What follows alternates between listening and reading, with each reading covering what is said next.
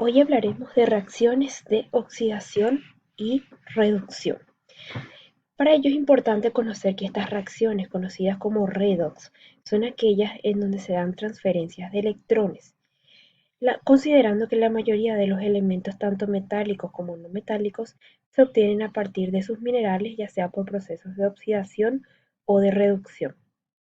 Muchas reacciones redox importantes se llevan a cabo en el medio acuático, o sea, en agua, pero esto no implica que todas las reacciones redox sucedan en este tipo de medio. Siempre una reacción redox va a comenzar con una reacción en la cual dos elementos se van a combinar para formar un compuesto. En este ejemplo vemos la combinación del magnesio, elemento de carácter metálico, con el oxígeno para dar origen al óxido de magnesio. En esta reacción, por ejemplo, dos átomos del magnesio van a ser cedidos o van a ser transferidos a dos átomos en el oxígeno. Podemos ver aquí, el magnesio cede 4 electrones y el oxígeno acepta estos 4 electrones. Cada una de estas etapas, que podemos ver tanto la del magnesio como la del oxígeno de manera separada, recibe un nombre de semirreacción, en donde se muestran los electrones que han sido transferidos en estas reacciones.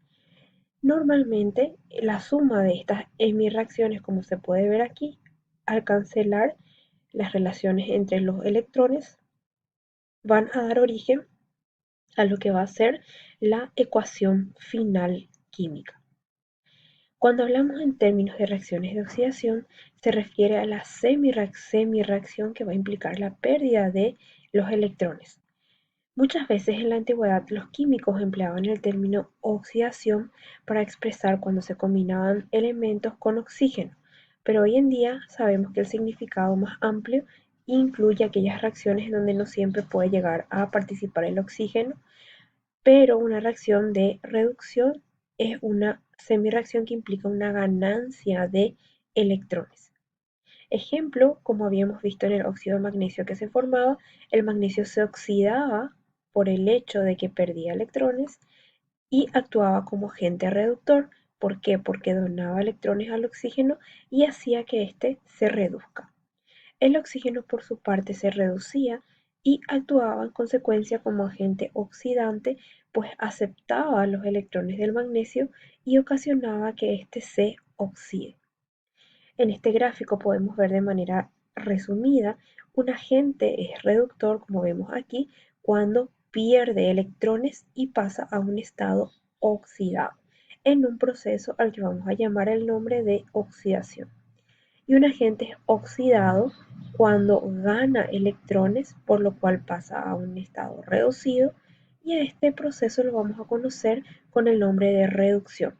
El compuesto A en este primer ejemplo pierde electrones y el compuesto B en este ejemplo gana electrones. Este proceso de transferencia de electrones es mucho más notorio en algunas reacciones redox que en otras. Vemos en este ejemplo en el cual se combina el zinc en disolución con el sulfato de cobre, se da una reacción de transferencia del metal y el cobre actúa donando dos electrones y queda finalmente en estado elemental. De igual manera, si hacemos reaccionar al cobre con los iones de nitrato de plata, este va a dar origen a una sal de nitrato de cobre, en este caso sería un nitrato cúprico, y va a quedar o nos va a dar el resultado de la plata en estado elemental por la pérdida de electrones. Un concepto que debemos tener en cuenta para realizar las reacciones redox son los números de oxidación. Para que podamos hacer un seguimiento de los electrones y saber si estos han sido perdidos o ganados, debemos conocer el número de oxidación tanto de los reactivos como de los productos. El número de oxidación de un átomo, que también recibe el nombre de estado de oxidación, es el número de cargas que tendría este átomo en una molécula si sus electrones fueran transferidos de manera completa. En este ejemplo, veamos lo siguiente. Normalmente cuando un átomo se encuentra en estado elemental, como vemos aquí el hidrógeno y el cloro, tienen números de oxidaciones iguales a cero. Pero cuando están en carácter combinado, conocemos a los números de oxidación como el número de electrones que pueden ser transferidos o también conocidos como números de valencia. Aquí, en este ejemplo, es importante que sepamos que siempre la suma de los números de oxidación tienen que quedar en equilibrio, es decir, tienen que ser iguales a cero, por lo cual ya sabemos que el hidrógeno actúa con un carácter positivo de +1, por lo cual el cloro estará actuando con un número de oxidación de carácter negativo de igual valor para igualar a cero, por lo cual será -1. Entonces estos números de oxidación nos van a permitir identificar a simple vista qué elemento se ha oxidado y qué elemento se ha reducido. Aquellos elementos que van a mostrar un aumento en su número de oxidación, como en este caso tanto el hidrógeno como el azufre, han sido oxidados.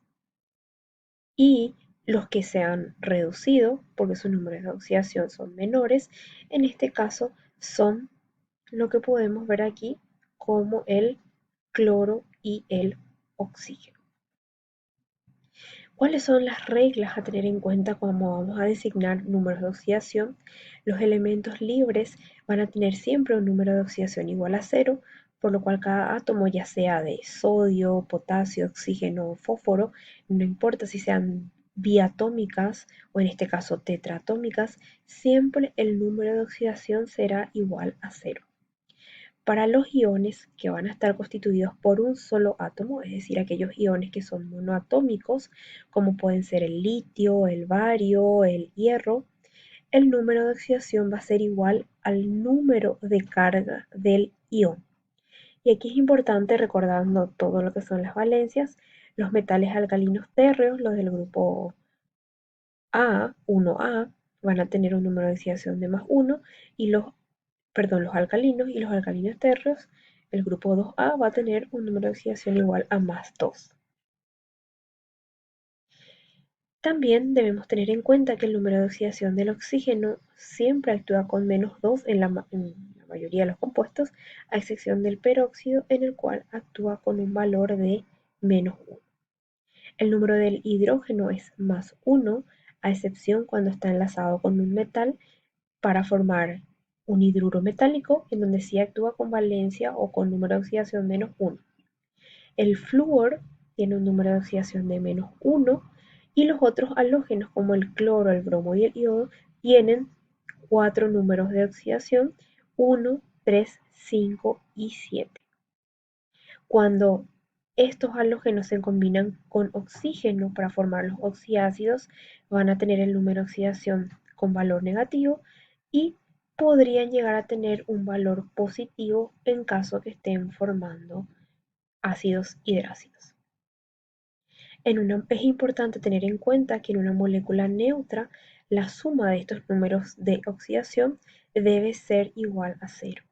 Y en un ion que es poliatómico, la suma de los números de oxidación de todos sus elementos debe ser igual a la carga neta del ion.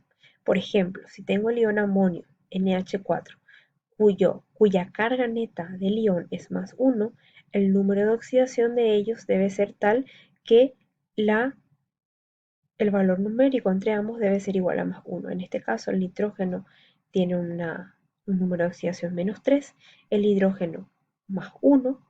Por lo tanto, cuando hacemos la suma de -3 +1 multiplicado por la atomicidad del hidrógeno 4, nos da un valor final de +1, que es la carga neta del ion. Los números de oxidación no siempre son enteros.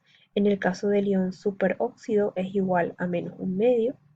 Y aquí dejamos unos ejemplos que también están contenidos en el material para que puedan ir haciendo el ejercicio de asignar los correspondientes números de oxidación a los elementos en los siguientes compuestos, así como también en el ion del cromato, y también los números de oxidación en los compuestos.